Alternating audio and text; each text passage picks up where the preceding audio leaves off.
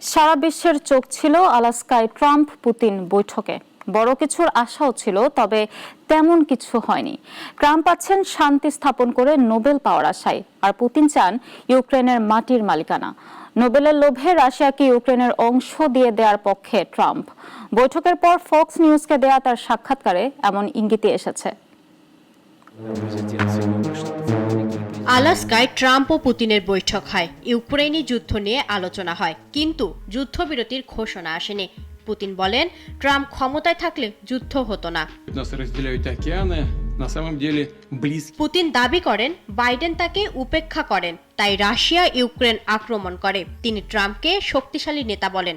বৈঠক ইতিবাচক হয়েছে। ট্রাম্প বলেন, যুদ্ধ শেষের কাছাকাছি, ইউক্রেনকে ভূখণ্ড ছাড়তে হবে। তিনি জেলেনস্কিকে বলেন, চুক্তি করুন, যুক্তরাষ্ট্র নিরাপত্তা গ্যারান্টি দেবে। মেলানিয়া ট্রাম্প পুতিনকে চিঠি লিখেছেন। এতে ইউক্রেনের শিশুদের দুর্দশার কথা উঠে এসেছে। ট্রাম্প নিজে সেই চিঠি পৌঁছে দেন। ইউক্রেনের শিশু অপহরণের বিষয়টিও উল্লেখ আছে। হিলারি ক্লিন্টন ট্রাম্পকে নোবেল শান্তি পুরস্কারের মনোনয়নের কথা বলেন, তবে শর্ত, ইউক্রেনের ভূখণ্ড না দিয়ে যুদ্ধবিরতি করতে হবে। পুতিনকে তিনি শত্রু বলেন। বৈঠকে বিশ্বের নজর ছিল।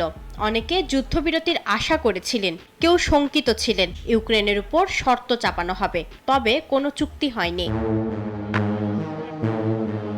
ট্রাম্প পুতিনের বৈঠক শান্তি আনেনি। ইউক্রেনে যুদ্ধ চলছে।